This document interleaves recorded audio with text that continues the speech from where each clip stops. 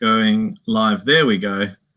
Hi everyone, Ross Anderson here from Brave New World Wine in Sydney, and welcome to episode number 7 of Meet the Makers, where we, as always, hope to inform you, entertain you, and educate you on wines from around the world and the personalities behind those brands. Now, we've been around the world in the last few episodes, but we're back in South Africa. And as many of you may know, COVID-19 has had a massive impact on the South African industry in particular, with the industry enduring one of the toughest lockdowns in the world. But thankfully, the lockdown is over, the restrictions are starting to ease, and business is starting to get back up off its knees. Now, I read something today, and it hasn't been verified, but I've seen reports that up to 18,000 jobs have been lost in the wine industry. So I'm hoping that's not the case, but we'll learn a little bit more about that in the coming days and weeks. Now, as we've been mentioning, we're doing a lot of these episodes to raise awareness and to support the industry. There's so many gems in the wine industry. It's the best kept secret of the wine world. So we're encouraging you to check out the hashtag Drink South African and also look at the Save SA Wine Group on social media. Now, on to today's show, and we have not one winemaker, but we've got 3. We've got the terrible trio, or the awesome trio, whichever way you want to look at it.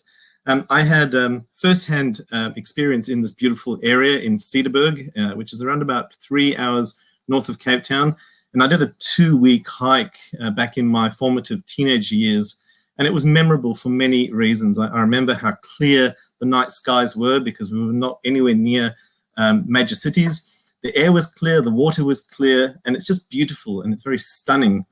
And as for the wines, they speak for themselves. We met, we were fortunate to meet Alex Nel, who's going to join us in a second, last year in Sydney. Alex, his wine, the wine that he was making was the Wild Ferment Sauv Blanc, picked up the Best of Show trophy at the Six Nations Global Fine Wine Challenge. And it was really funny for me, and not only being a great wine, but it's funny seeing a South African Sauv Blanc clean up the class, especially when you look at the influence that New Zealand has in the Australian and New Zealand market. So that made me laugh. Cederberg pedigree is very long, dating back to 1980s. The quality is always at the highest level.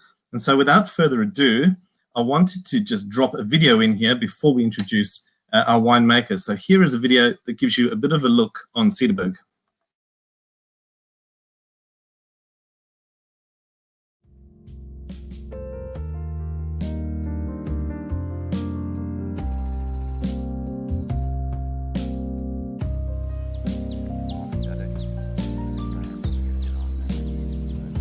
The first Nieuwoudts came to the Cedarburg in 1893, so I'm the 5th generation. So in the beginning they farmed more with tobacco and sheep, then later on moved to fruit, apples and pears, and my grandfather planted the first wine grapes in 1972.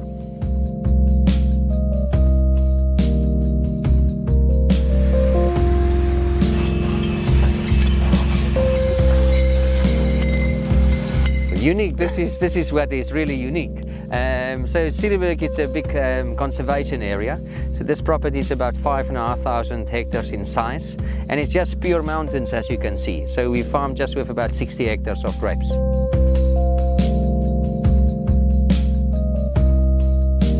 So this is the highest lying vineyards in South Africa. This is roughly just over 1,000 meters where we sit now. Very cool continental climate, completely disease-free, virus-free. The 2 biggest wine diseases, downy mildew and mealybug, don't occur up in Cederberg. The key factor is to find the right rootstock with the right cultivar on the right soil on the right slope, and that's the success.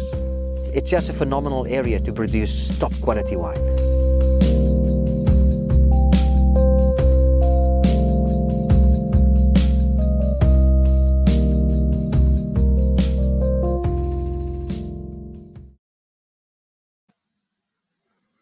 And that is the beauty of the Cederberg. And without further ado, we're going to add into the live stream now, coming to you live from Cederberg in South Africa, Alex Nel, and we've got Tammy Turck-Nel, and we've got owner and winemaker David Nieuwoudt. Hello, everyone.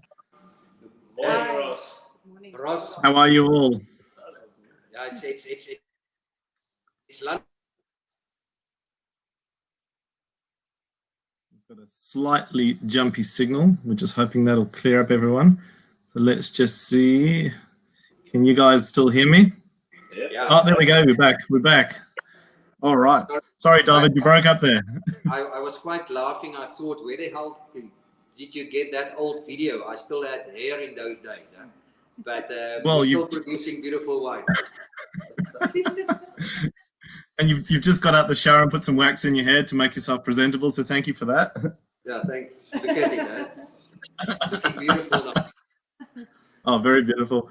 Hey guys, how are things back at home? How are things in the beautiful Cedarburg? What's the story on the ground at the moment? Yeah, it's I think there's the obvious with lockdown. We don't chat about lockdown much up in Cedarburg because it's probably was our busiest time in our lives because we could done a lot of work because there's always tourists up in Cedarburg. So we can never do some real construction work and upgrade. So we had a very, very busy last 4 months. And actually we sold a lot of wine as well. So we've jacked up our system. We probably the only wine farm that appoint people before lockdown, so to go in the right direction. So this whole thing was very positive for us overall. But yeah, the cellar operations could continue with a small limit. And what's the feeling in the industry? Is the consumer confidence coming back? Or are the people coming to the cellar door more? What's the feeling in the industry itself? Ross, I think overall it's you must have if you've got a positive approach and really look for new opportunities. This thing is fantastic for the wine industry because we're coming out of quite a relatively old-fashioned traditional industry, and this whole thing just put us 3 years ahead. And if you got that positive mindset, you can rock and roll. But yeah, so there's a lot of tourists. Obviously, guys, they were locked up in Cape Town for 3-4 months. So all of a sudden, we've got a lot of tourists coming up to Cedarburg. It was a beautiful flowering season. So we miss the international people because this is an important time for international tourists to Cape Town, and that we will find up in Cedarburg Mountains as well. But we've got a lot of locals, and yeah, these guys, because you're not allowed to buy wine. Can you believe it? You're not allowed to buy wine for like 6 weeks, and then it was again for 3 weeks you could buy wine in limited hours, like from Monday to Wednesday. Yeah. You want to drink wine crazy, on Saturday, and now they've opened up everything with limited hours, but up to Friday. So even on a Saturday we can present tastes, but we're not allowed to sell, but we do that online. But the guys know they're thirsty again. That's great news. That's great news. Whilst we're talking, I'm going to keep running through a whole lot of bits and pieces there, but I've just popped the Korovin into a bottle of Bukettraube, and I'm going to pour some of this because I absolutely love this wine. David, can you tell us a little bit about Bukettraube? Yes, virtual cheers. There we go. Tell us a bit about this wine. Yeah, Ross, it's a phenomenal varietal or a cultivar, as we call it in South Africa. This is actually the first man-made crossing in the world. This was done in 1864 in Franconia in Germany, when they crossed Trollinger and Sylvander. And this varietal moved from Germany via Alsace to South Africa. And everyone thought it's an Alsatian cultivar, but it's actually a German varietal. And then it's very sensitive to downy mildew. So that's why nobody wants to farm with it anymore. And the reason why we can still, when I came back to Cedarburg in 1998, this is a little block that my grandfather planted way back. So we had about 2 hectares of it. And at that stage, there was about 350 hectares left in South Africa. Today, there's just 48 hectares left on the planet. So this varietal disappeared because it's super sensitive to downy mildew. But because we haven't got any downy mildew up in Cedarburg, due to the isolation, there's no other vineyards in an 80 kilometers radius around us, and then obvious extreme winter temperatures, we don't even spray for downy mildew. So we want to keep this varietal alive. So on nose, it's part of to describe it. It's a clean-cut aromatic wine between a Rhine Riesling and a Gewürztraminer, but it haven't got the muscat components of it. Got this very delicate muscat floral, peachy, a bit apricot-like. We stopped the fermentation, so it's not dry. So it's beautiful balance between sugar and acidity. But with some nice spicy food, Thai curries. Perfect. Nicely chilled. Perfect. This is a non-brainer. Huh? There's something about, and I love Gewürz and the aromatics, but there's something that prevents me from having too much of it. Maybe a glass or two, and then I hit that point where I can't carry on. Whereas this doesn't have that at all. This would be a bit dangerous. This is a dangerous one. I remember when I used to work for Solly Kramers in Somerset West, and there was always Simons Vlei Bukettraube. I can remember it clearly. I think it was Simons Vlei and Boland Kelder. And wow. Every Friday afternoon, all the ladies would come through at about 4 o'clock, and there'd be trolleys of Bukettraube. And I was like, what is this stuff? And then, I mean, then it was Wormtass and Honey Blossom, all that other stuff. But who else is making Bukettraube? Or was that it? So at this stage, there's 3 other commercial ones. So Simons Vlei, I think they gone. So it's just Swartland Winery and Darling Cellars. They start producing a new wine because it was always planted in a warmer regions. But it's a massive difference from the old traditional low humidity areas like Swartland, Paarl, Wellington, slightly warmer regions. And it's normally bush vine, so it's got quite thick skins. And then you pick up that big muscat influence. And because this is much cooler climate, it's trellis vineyards, it's less sun penetration, you get much more that very delicate muscat, and that's the beauty of this wine. I know there's and then Six Hats. It's a export brand from Pickeneerskloof Winery. It's 6 ladies that do it, and then the Cedarburg one. But this is by far the leading one between the 4 because it's just completely different. It's fresh, it's alive, it's clean. Very fresh. It's beautiful. No, that's beautiful wine. So while I'm letting this sit here and we're chatting about it, tell us a little bit about your story, Alex and Tammy. Starting with the two of you, you're both Namibian born. Yeah. How did you get into wine?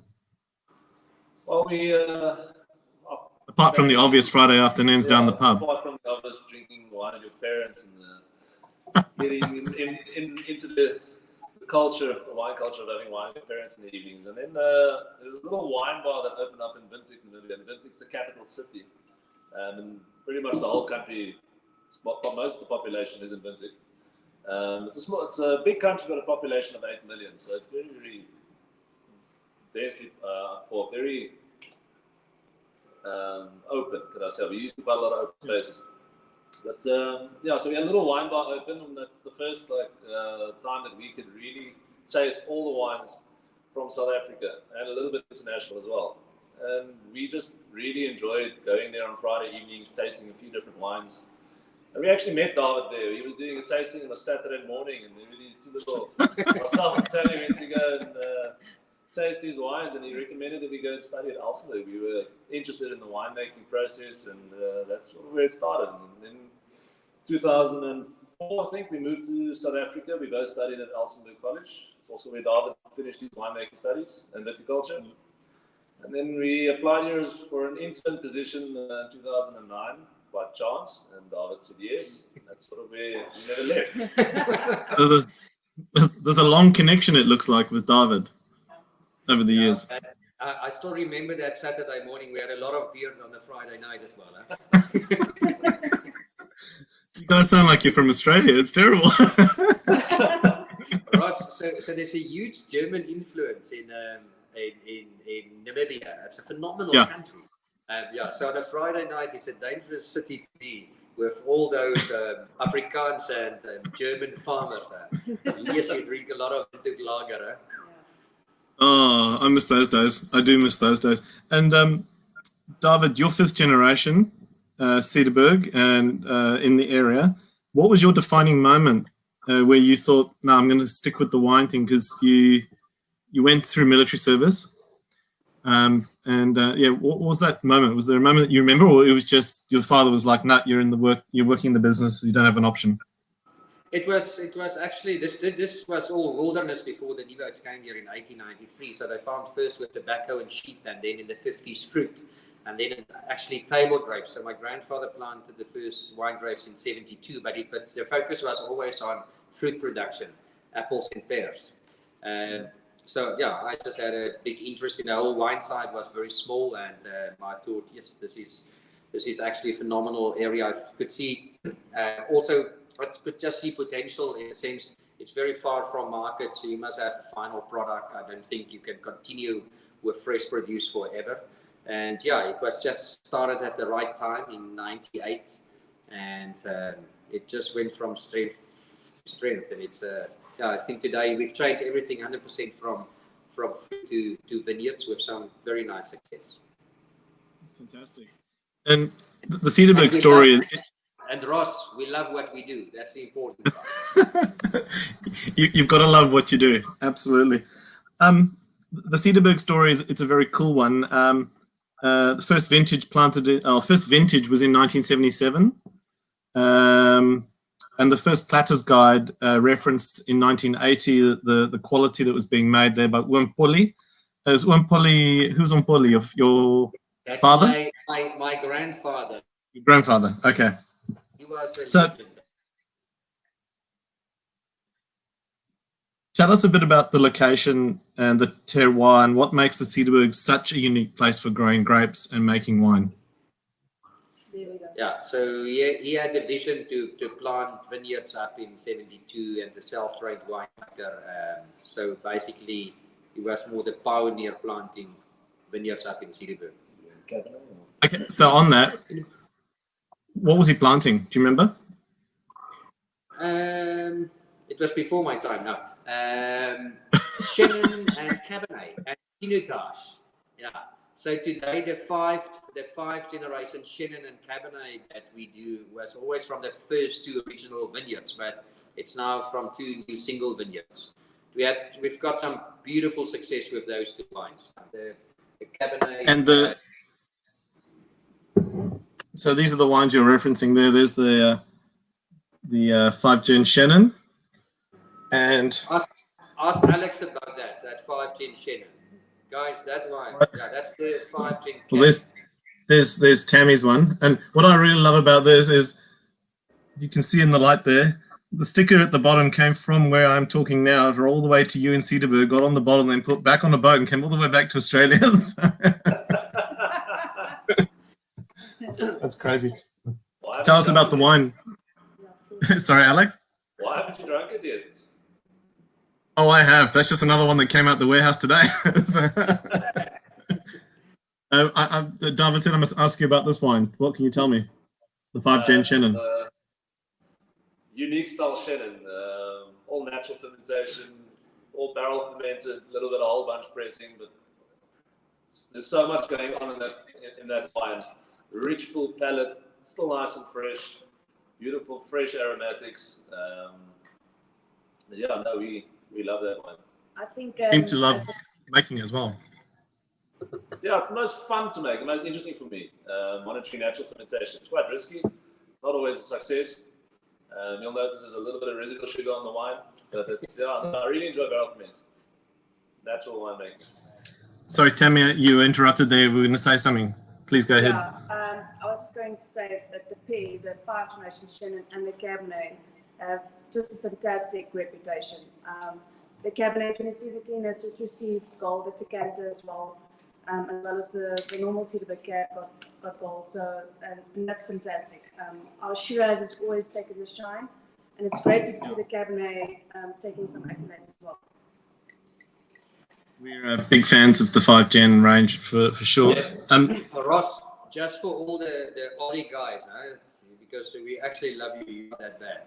But this is really two fantastic examples, and I think both rated in that SA top 3 Chenins and SA top 3 Cabernets. If you really want to have those really classic South African Chenin, that's a real reflection of the country, it's those two wines. And they've, as Tammy mentioned, they've got such beautiful, consistent reputations. They're really on a different level. So fantastic. And the aging potential on that Chenin, I always say it's one of those wines you must actually not drink them when they're young. Yeah. You need that 4 to 6 years from vintage. So absolutely, it's like silk, that Chenin. So this is 2017. So you're saying what, 2022, 23 is when it's going to hit its straps? Yeah, it's like 5, yeah. So another 21, 22. Okay. I'll see if I can wait that long. I might put the Corv in there and then just keep opening it bit by bit. David, you mentioned there the original plantations, you had pinotage. What happened there? Is there pinotage around still, or have you taken it out? Sorry, I just poured myself a nice glass of the wild ferment while I was waiting for you, and I'm on a different level now. But on pinotage, yeah, it's pinotage. Obvious, it's a traditional South African varietal, and pinotage is an early ripening varietal, so it ripens very early in the season. And the beauty of Cedarburg, and I think the success in red specifically, is longer hanging time, longer ripening period, great phenolic ripeness. So I don't think we've done phenomenal pinotage up here, but it's not the best reflection, I think, of Cedarburg. No. Because we've got that advantage of late ripening, great phenolic ripeness, so late ripening reds. So that's why we've removed pinotage, and it was planted on our best Cabernet soils, by the way. So you've taken it out of the equation. Okay. David, we dropped off the signal there about 2-3 minutes ago. What makes the Cedarburg such a unique place for growing grapes and making wine? You've mentioned that you're in isolation. There's nothing around you for, 80 kilometers, you said, other wineries. You're relatively disease-free. Is there anything else? Is it a feature of altitude, slopes? Is there something magical going on there? What would you put it down to? It's really, and it's not because it's always, if you haven't been here, you will never understand it. So I can, if you do a tasting like in Stellenbosch and you haven't got the feel of the mountains, it's like a complete different feel. But this is the highest lying vineyards in the Western Cape, so it's 1,000 meters above sea level. So it's really cool continental climate, disease-free. And then we've got a massive variety of super soils, really old, ancient slate, sandstone, decomposed granite, a combination of clay and sandstone. So we do a lot of work at this stage specifically on soil mapping with high-tech electroconductivity technology that nobody is using in South Africa, really to have a better understanding of the property. Because when I started basically 21, 22 years ago, it was you've done everything according to the book, and now you realize on different slopes and with small pocket winemaking that yes, this is amazing spot for site-specific wines. So we also changed the cellar a little bit, and Tammy can get to that, to build like a small little boutique cellar in the existing property, where we can really have a better expression of these small pockets of soil, because soil here is amazing. It's but it's also obvious climate and no diseases. I was researching bits and pieces yesterday and the day before, and I jumped onto Google Earth. And Google Earth, I don't know if you've been on Google Earth lately, but it's really upgraded beautifully and pinpointed the winery, and then you can put it into a 3D mode. You can get a feel for the landscape. I mean, it wouldn't be a realistic feel, but it's so isolated, and it looks like it's so, barren's not the word, but that whole semi-arid, deserty kind of scrub, and then you can see this little green oasis in the middle of it. It's really interesting, and I think the wines obviously speak for themselves as a result of all these bits and pieces. Moving on to the Sauv Blanc, you've decided to move and put some vineyards into, or buy and acquire some sites and some property in Elim. And Elim is quite a distance away from where you are. And I've got something I'm just going to pop on the screen, and it might just cover you for a second, but I just want people that are playing at home to have a look. Here is the distance, and you can see Cedarburg up the top, and you can see Elim right down the very bottom with the little red pinpoint. Now that's about, correct me if I'm wrong here, guys, it's about 350, 360 Ks, is that correct? 499, not 500. There's a short it's even more. That we take, it's 389, but the grapes, there we go. The tar roads on the dot, 499, not 500. Remember that. Right, so there you go, and so that's a good 4.5 to 5 hour drive, depending on how fast you're going, I guess. What was the rationale for moving into and creating the Ghost Corner range? Was it because you're restricted on site that you can use in the Cedarburg, or was it a drive to make a cool climate wine, maybe a Pinot? What was the rationale behind that? As Alex mentioned, we've got very limited high potential soils up in Cedarburg. It's a big property, but we've got about 85 hectares of really high potential vineyard soil. So we will always be limited to that, which is fantastic because it's not a factory, it's quite clean-cut winemaking. But I love Sauvignon Blanc, first of all. It's a cultivar. Our Chile project is also due to Sauvignon. And luckily I've got, and Alex is even on a different level with Sauvignon. He's becoming the master of Sauvignon in South Africa by far these days. And it's the coldest spot in South Africa, Ross. So as simple as that. It's the coldest. If we talk New Zealand, obviously the reason why they produce such phenomenal Sauvignons is climate. And Cape Agulhas, and in this case, there's a small little sub-region, Elam, seriously small, that just got a complete different climate, the coldest spot in the country, and in my opinion, by far the kept secret for Sauvignon in the country. And I must say, with this wild ferment, in the last 6-8 months, this is by far the leading South African Sauvignon now. And it's just, and that's the region. Innovative. We're on the same vintage? Are we on the 17 as well? We on the new 18. So this is the one that just picked up all the awards? We're out of 17, we're on 18 now. Oh, I'm sorry. I know where there's some 17. But it's, to answer in short, it's all about climate. Climate and soil, but Elam, they say you don't buy land, you buy wind, lots of wind, but biggest cooling effect and just the flavor profile of the grapes from Elam just on a different level. And so with the Elam vineyard, did you buy the site and plant it, or did you buy a site that already had vines on it? We bought some land, but we also rented the neighboring property because they had existing vineyards. So we took over the management of the vineyards, and most of the grapes are still from that property. Right, okay. Because the range is slightly different. So you've got the Sauv, which you also make at Cedarburg, but then you've got Pinot, which is interesting. And what else do you make from the Elam side? Is there a Semillon? Yeah, so Ghost Corner is mainly a really cool climate. So it's Sauvignon, Semillon. Then we do the border white blend, the Bowline, which is just a rockstar wine. And then Pinot Noir. Yeah, so we busy experiment a little bit with cool climate Shiraz. Tammy have done some fantastic work on that. And next year we will release probably the first Ghost Corner Shiraz. We've worked about 3-4 years. There we go. You heard it here first. So Cedarburg is predominantly Sauvignon, Chenin, Camp, and Shiraz. Light ripening reds, and then Ghost Corner down south is Sauvignon, Semillon, and Pinot Noir. Okay. And so while we're talking about the beautiful Sauv, we had massive news yesterday and the day before with accolades through Decanter. Congrats, Alex and the team.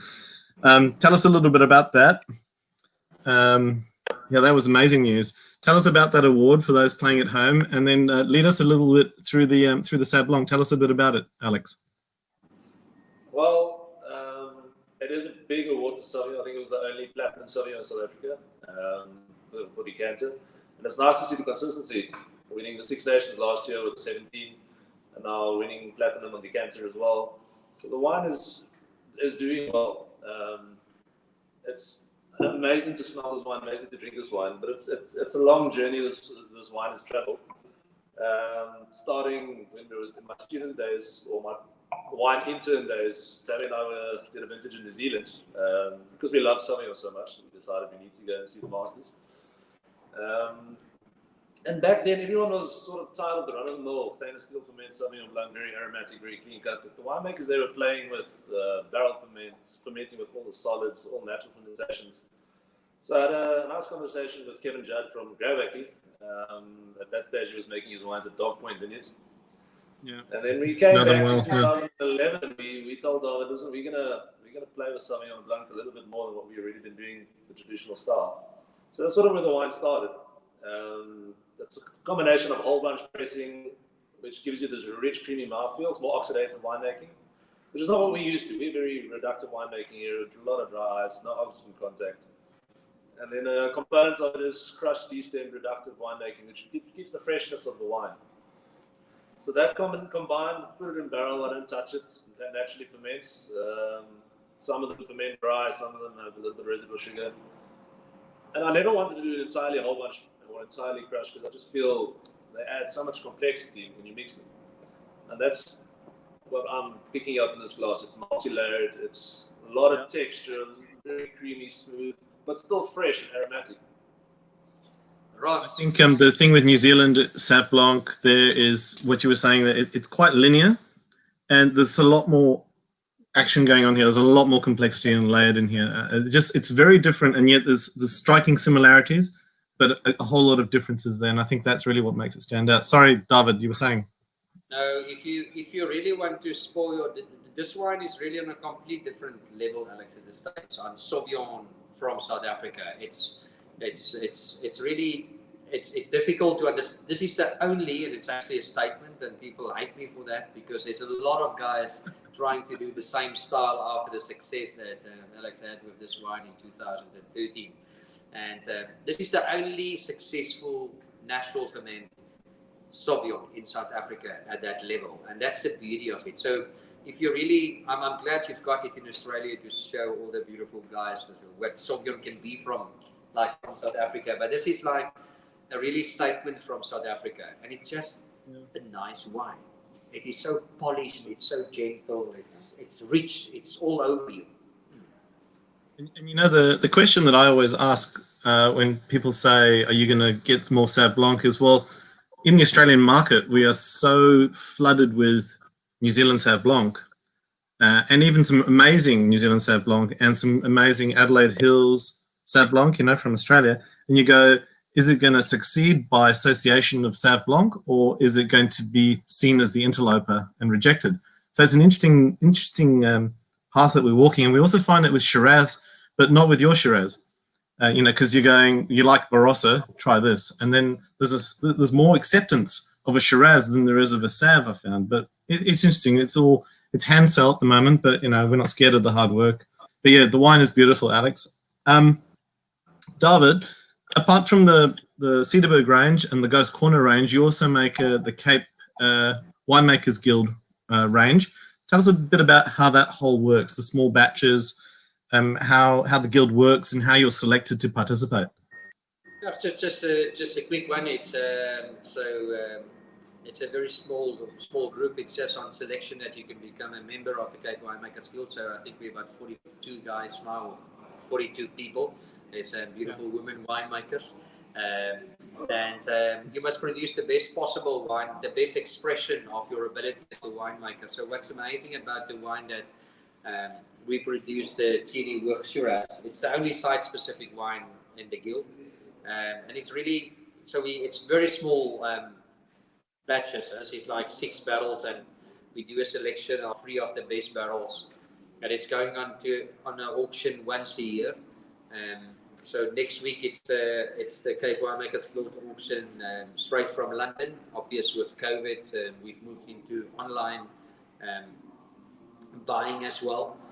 So next week, 12 o'clock South African time or London time. So it's actually at this stage, I think it's lot number 24.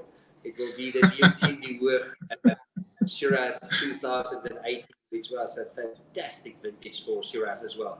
It's not one of those big vintages like the 17s. They were like very classic, in my opinion, better than 15s. But I had an 18 last night in a tasting, and it was the nose of that wine.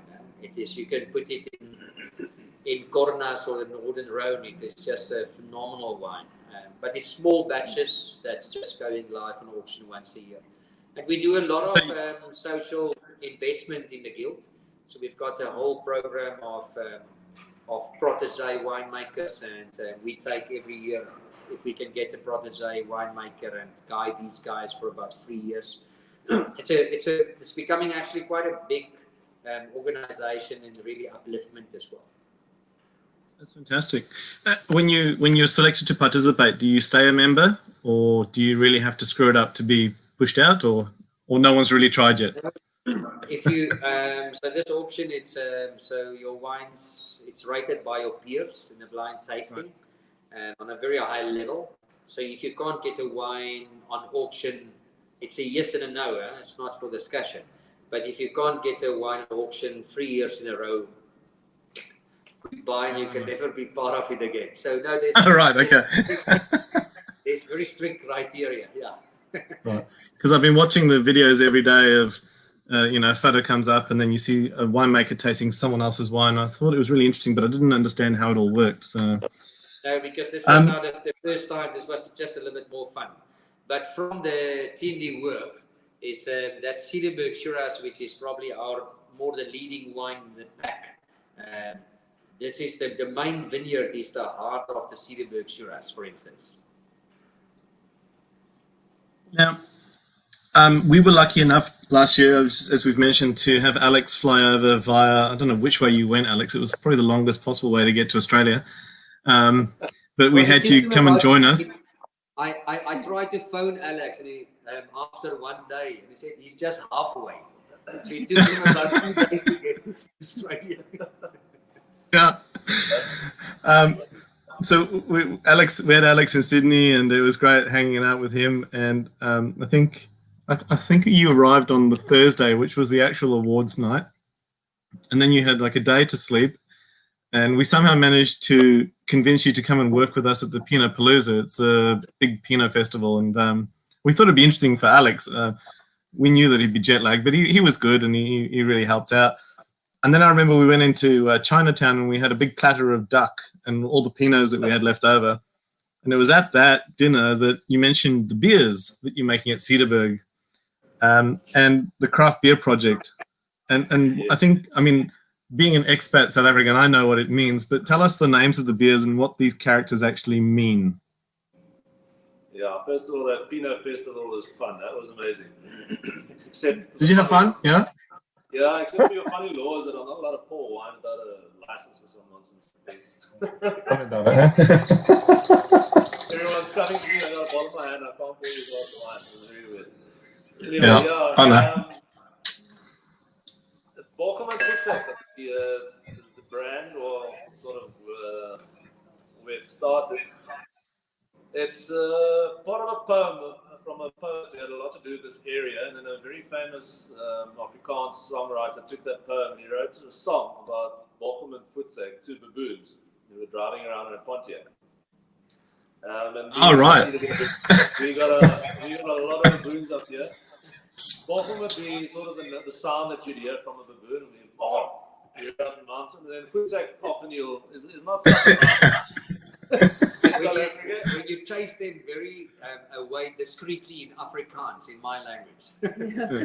Voertsek, yeah. So I've always had a love for beer, obviously coming from Namibia. Traveling the world as well, did a vintage in California, absolutely loved the craft beer scene there. So I brewed every Sunday in my kitchen. Tammy didn't always like that. It was a big mess. You tend to consume your previous batch as well. So by the time you're done brewing, you're quite gone. Smoked. Yeah, so we started, the water up here is absolutely amazing. We've got a lot of water, and it's all from a spring, all mountain spring water. So pH is perfect, 5.5. It's not chlorinated. It's beautiful water. So I've always loved brewing in the Cedarburg. So then we started a brewery in 2014. We built quite a nice size brewery. The craft beer scene started picking up in 2016 in South Africa. So I do 4 beers at the moment. So Boggom is a blonde ale. It's more summer refreshing ale. Is the chilled baboon. So that's why it's an easier drinking beer.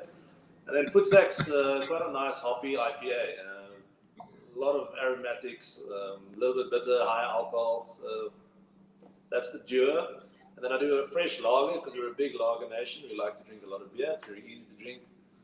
And then Chatterboxes of Vice, based on our old water mill that we have on the farm here, which still runs. You normally used to crush the wheat component in there. But yeah, just I love fermentation. It's a lot of fun. We've got a little tap room, so it's nice to have tourists come up here and have a couple of beers with a Cedarburg view. It's absolutely amazing to see. Sounds amazing. Where are you getting the hops from? Ross, you must find a few lekker Aussie guys that want to have some super nice beers from the mountains. Let me tell you, what you're not seeing is chats on the side of this panel while we're talking here from my mates going, this looks like a stunning place, let's go. When are we going? What you can hike. I mean, look at this here. This is a mate of mine who works for Foxtel as a TV presenter. He's saying, do you actually hike? Do you do anything? I won't show you some of the other messages coming through, but he drinks a lot of beer. He'd love to do that. So yeah, absolutely. So I was watching another video, David, when I was putting this thing together, and there was a story about the Pontiac, and you have the beers in the boot of the Pontiac when you go to festivals. Yeah. Is that true? Yeah, we found two old Pontiacs. One I found in Durban, in Phoenix. Yeah, we've redone them. We've redone the engines. We've resprayed them. They're branded Boggom and Voertsek. There's actually quite a cool vinyl on the back window. You can see it through it, but it looks like the shadow of the two baboons driving if you were to just drive behind that Pontiac. That's gold. We've got a little portable draft system which we throw in the boot, and when we do a draft in the festival, we come with the Pontiac. It just sounds like it's too much fun. It sounds like it's too much fun. Now let's move on to some red wine because we need to bring Tammy into the conversation here. Ross, can I interrupt you? Let's move on to some super nice red wine. That's a different. I was gonna say let's move on. I was gonna say move on. Yeah. Let's move on to real wine. I was gonna say, but that's not what I meant. But there you go. So I've got the 17 Shiraz here, and I've already poured it into the glass. And this will be an interesting discovery because we've used this bottle a number of times. We've had it sealed under Coravin, and we're just testing the Coravins out as we use them in the trade. So this will be interesting. That's got about half, under half left in it. Tammy, tell us about this beautiful Shiraz, the process and what you do, and how the whole red wine making component works at Cederberg with you involved. So with the red wines in general here in the Cedarburg, we would like to focus on expressing the fruit, expressing the terroir of the Cedarburg. So we don't want to overwork the grapes. I like using yeast that expresses the natural fruit flavors that come from the fruit. So the Cedarburg Shiraz, we do de-stem and crush. We do a bit of cold soaking for a bit of color, which is very, very good color here in the Cedarburg. Because of the altitude that we add, we've got the cooler nights, and the cooler nights gives us very, very good color development in both Cab, Shiraz, and Merlot. So it's a bit of cold soaking, and then we inoculate all our Shiraz. We are experimenting at bringing some of the Shiraz with a slightly lower value in order for us to do some natural ferment. We're not quite there yet, and we're also now trialing a little bit more with some whole bunching of the Shiraz as well. The 17 vintage that you've got there is still the traditional way of just de-stem and crush. We will do some punch downs, about 3 punch downs a day, and some pump overs as well. So during the peak fermentation, we do quite a bit of extraction, and with the finishing off of the fermentation, we'll slow down. It's a really wonderful grape to work with. It shows a lot of aromatics in the cellar when we pump over the Shiraz. And with the next vintage that we've got in our glass of 2018, the style is slightly changing. We are now looking into using a little bit less new oak. We want to bring back the fruit more, so we are going to start adding a little bit of third fill. So the 2017 that you've got, it's mainly first and second fill, so it's a really big wine. It's got lots of concentration, lots of fruit, quite a high extract wine, and a wine that will last. And our focus will now go towards more fruit, something that will be easier to drink, more, not completely Syrah, but going towards Syrah style. That's what we are looking at now. So is there a specific grape that you love working with over anything else, Tammy? Like, what's your go-to variety that you just love working with, or you get the biggest challenge from? Tell us. Yeah. So I love Shiraz. I think It's exciting. I love drinking Shiraz.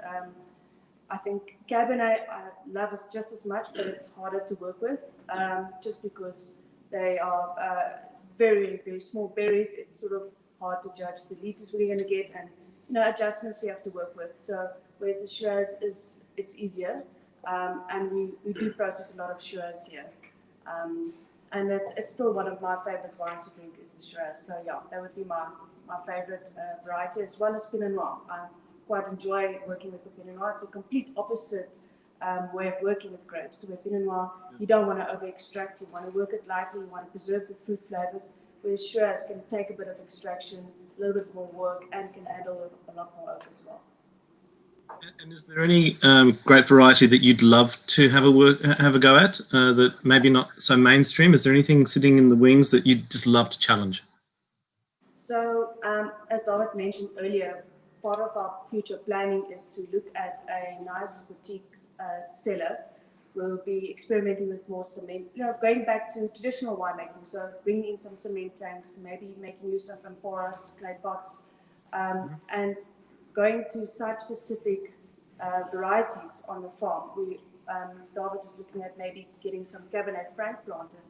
And this is a variety that I know of, but I haven't really worked with myself. So I'd love to see what the Cedarburg can bring with the Cab Franc, and see in traditional winemaking what we can do, and just really bring the terroir expression out of Cab Franc. We'll be looking at some terroir-specific Shiraz, and we'll be doing some interesting white varieties as well. I think we're looking at Marsanne, some Roussanne as well. And this will all go into very traditional small batches winemaking. Yeah. It's funny you mentioned the. Yeah, sorry, David. Yeah, go. I think overall, it's we always think about wine, and you think in your own generation. And what's so amazing about a property like this, because it's so isolated, and there was not a wine culture here, and you've been here. This is just, I think we haven't even started to explore the best possibilities. So it's where you try to, we've got some super success what we do now, but I think if we work a little bit more closer to sites and really be a little bit more innovative, because when I've started here, you must play the safe route to make it everything financially viable. But I think we're at that stage where we can really try to start to show our craft and really experiment with stuff. And I don't think we will get it right in the first 5 to 10 years, but we've got time, which is the beautiful part. But it's quite an exciting time because this is quite a uniquely situated vineyard. It's not a commercial vineyard. So if Tammy even mentioned a boutique, it's like a boutique little winery, but we really want to dig into the small parcels and really try to fine-tune stuff to show a real Cedarburg expression in wine. So on that, David, how big is the crush that comes from Cedarburg? The total crush in tons? We do about 600 tons now. So Tammy, she's the numbers. So it will go up. We've got 85 hectares. So it will go to maximum, because we work with whites. We try to. It's very low productions up in Cedarburg because of the shale soils as well. But to keep it financially viable, we look at about this farm will crush about 900 tons in total. Mm-hmm. And then from Cape Gallas, at this stage we get about 250 tons.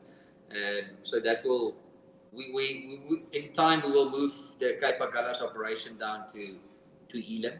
At this stage, Alex got some fantastic tools here, and his eyes is here, and everything. It's easy to manage it at this stage up in Cedarburg, but eventually Ghost Corner will move out of the cellar. You've got to watch Alex. He's been drinking beer on the weekends in Tammy's kitchen. Tell us. Hey, you said it. So that's fine. You said it. Tammy, just back on the Shiraz. Tell us what you're getting on your nose. Tell us a little bit about the flavor profile, because I think it'd be interesting for the Australian viewers to look at this and compare it to Shiraz, which is abundant, as you know, in Australia. It's our flagship. And yet there's so many similarities between this wine and Australian Shiraz, but then there's this level of finesse and cool climate, complexity and concentration that comes across. Tell us a little bit about what you're picking up, your flavor descriptors that you like to use. So with the Cederberg Shiraz, we lean more towards the red fruit spectrum, more of the raspberry, cherries, but we do often find a little bit of blackcurrants as well coming through, which I really love. Brings it a different dimension to it. We use quite a lot of oak in the 2017 still, so it's approximately about 50% new oak still, and then the rest is second fill. And what is really beautiful about this wine is the oak is not prominent; it's really balanced. So the oak gives us a bit of a chocolate, bit of sweet vanilla mocha flavor, which is really delicate. It's not overpowering, and then we get a subtle spice, and that's just got to do with our cooler climate that we have in the evenings, giving us a bit of spice, a bit of that black pepper coming through. But it's just a really multi-dimensional wine. And I love the palate. The Cedarburg wines, the red wines in general, you can drink them as a young wine because we have the longer hanging time on the vines. We've got beautiful ripe tannin structures. So as a young wine, it's really juicy, silky, smooth palates. But they've got this potential to definitely sell it for the next 5 to 8 years. And it will just develop from there. It's a beautiful wine. And what is amazing about Shiraz, I think it's if I can compare Cedarburg to the mainstream South Africa, because this is like a complete different world in South Africa, is that we don't get that extreme heat waves. And because it's huge difference, it's 20 to 22 degrees difference between day and night temperatures. So a day can reach 33, 34 degrees Celsius, but the nights will cool down to 13 again. And with that, your Shiraz starts ripening in a much cooler period that lasts 3 weeks plus. So there's not the urge to pick Shiraz like we must get it in. Get it off, yeah. It's you just got a little bit of flexibility and the freshness in this wine. I just love it. Beautiful wine. And it's held up beautifully in the Corrigan as well. So shout out to Corrigan. Not that they sponsor us or anything like that, but it's working beautifully. So that's good to know. Listen, you can present this wine with great pride in the heart of Shiraz in the world, Australia.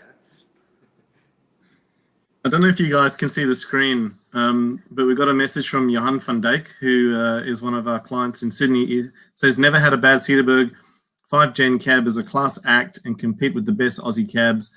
So different to mainstream South African cabs. If it wasn't for the concept of import duties, I would drink this every day of the week. So there you go, Tammy. Some feedback. Thank you, And yeah, absolutely. Johan, we will send you a nice mix case from Cederberg, dedicated to Johan van Dijk, because I love your surname. And just thank you for being a loyal ambassador. There's we've put a pack together. I'm just leaving the information up on the screen while we keep talking. You've mentioned some of your future plans. Is there anything else? You've mentioned moving the location down the track from Agulhas. You've got the beer going on. You're looking at some other varieties. Is there anything, any other interesting projects? You're going to go into distilling brandy or making whiskey and gins? What's something for Alex to drink on the Monday morning? I think it's quite an exciting time for the farm as well, because we do a lot of investment in soil specific. And we've got a big 12-year replanting program for the property. So we will basically, because I've learned a lot through working with grapes and stuff. What the book will tell you and what we've experienced in the cellar is not always the same thing.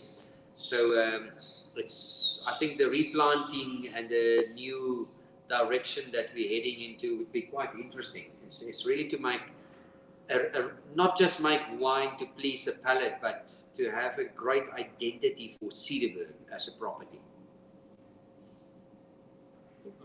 Johan van Dijk says he'll take you up on that offer, just by the way. So tell Johan van Dijk, So we've got a beautiful holiday resort on the farm, because this is in the heart of all the hiking trails. So we've upgraded the resort now in COVID. This is one thing because there's always too many tourists up in the mountains. So for 2 months, there was not one single person up on this farm. Unbelievable. Sounds idyllic. Sounds amazing. No, but listen, this was the perfect place to be not locked down, but locked up. And Sounds so awesome. we're busy renovating, so everything moves. So the whole the tourism site will move to like a 4-star rating with just some really to get families in, because this is quite important for us because it's such a safe haven for people. There's no cell phone reception or mobile reception. It's still gravel roads.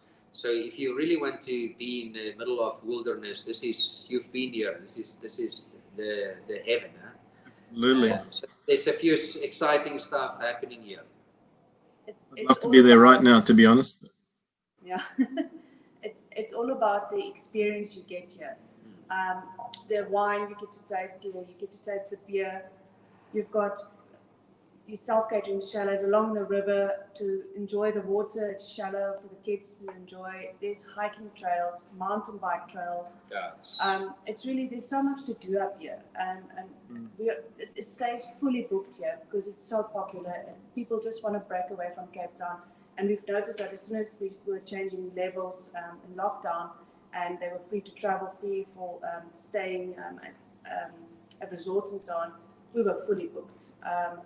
It's going really well here. You can really see the thirst people want to be outside in nature, in the wilderness, break away from technology, from Wi-Fi, and just really, and you can get pretty much everything here in one spot. Alex has experienced the chaos of Sydney firsthand. He would understand exactly what I'm saying. I want to get out of here. Ross, can we send him back? Because you've done something in Australia, he just wants to go back. Yeah, you're welcome to come back. Absolutely. Bring Tammy and David with you. So, guys, tell us about your favorite wine memories. Tammy, tell us yours first. What's your favorite wine memory? Okay, so for me, it would be an experience. My first harvest here was in the Cedarburg in 2009, and then we both left for the Rhone Valley in France. I worked at the winery Le Vin in the Northern Rhone, and I think it's still one of my strongest and favorite harvest experiences I've had. I think that's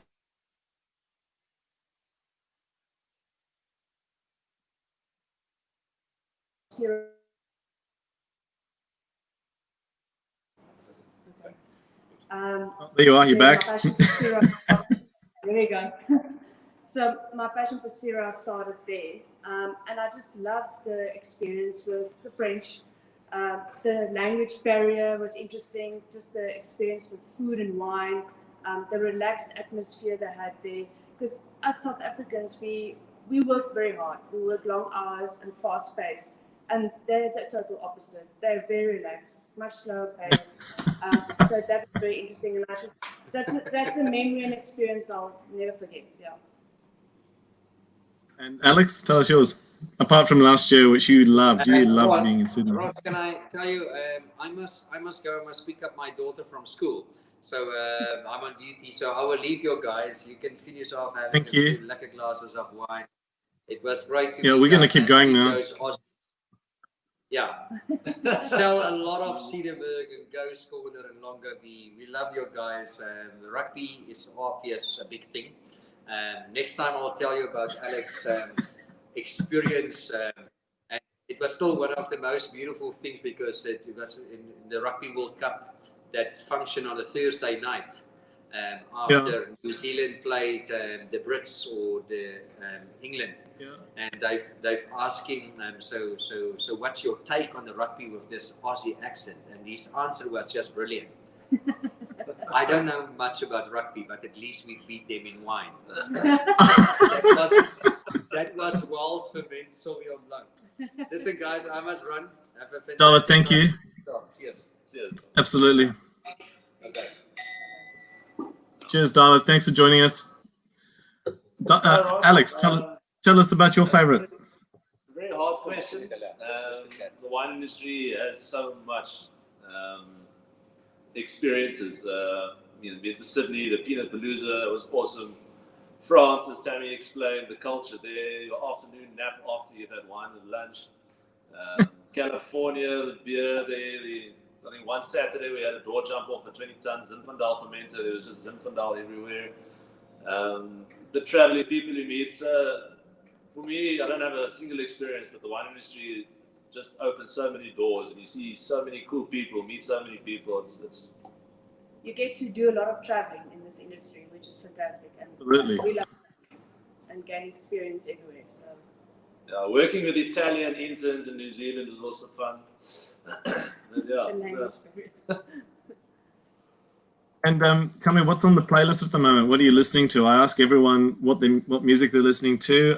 I spoke with a good mate of mine from McLaren Vale last week, Rob Mack, and he said he likes to listen to stoner rock when he's blending his Grenache or doing whatever he does with his Grenaches. And he listens to a whole lot of cool music. He's a great winemaker out of McLaren Vale. What are you guys listening to at the moment? I know you like your rock. I'm also big into it. I wore this for you, Led Zeppelin. Perfect. No, I also play a lot of guitar and drums and things.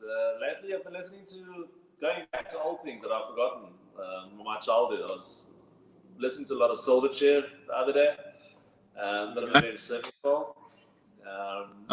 There we go. Launched S&M 2. Yes. But I was also some relaxed music. I found Jack Johnson again. I've been listening to him again. Ben Harper last night. What do you force Tammy to listen to though? she doesn't have much choice. She just has to go. There we go. So my love for music all started with Alex. He used to play in a band, and Alex is a musician. Never mind being good with his hands and the grapes and making wine. I learned music through him. So I'm very versatile. Whatever he plays, I'm happy with. Just don't ask me. You go along with it. Sounds fantastic. I was listening to the Metallica stuff this morning, actually. I got one final question, then I'm going to let you guys get on with the rest of your day. It's more of a question about the way things are moving with wine, and I'm keen to get your thoughts on it. We did a virtual tasting with Creation Wines about a week and a half ago, and we had some sample packs, kits made up in Hermanus and air freighted over to Sydney. And we had a loyal database of Creation drinkers, and we pushed the packs out to them, and we did a virtual tasting with, I think it was 18 people online with JC, Martin, and Carolyn. And this is very rudimentary how they look at the moment, but it was, let's get it out and let's try it. And there were 100 ml bottles, right? And this was a Bordeaux blend. And we see this as a trend happening. There's a lot of people in Australia that are talking about it.